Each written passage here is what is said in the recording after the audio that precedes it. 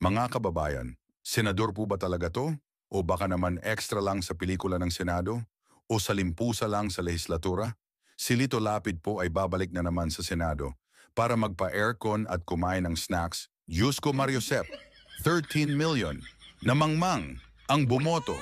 At take note, may pending pa yan na kaso sa Sandigan Bayan ha. Reality check, si Lito Lapid ay isang trapo traditional politicians. Kilala sa TV as lumang tao, pero sa Senado, palamuti lang.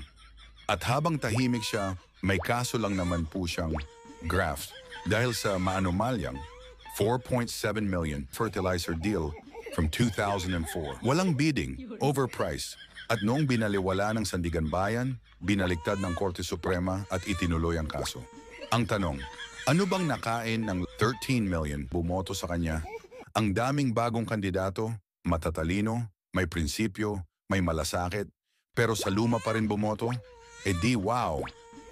Bihira magsalita ang ating pinuno pero pag nagsalita, talagang durog lahat.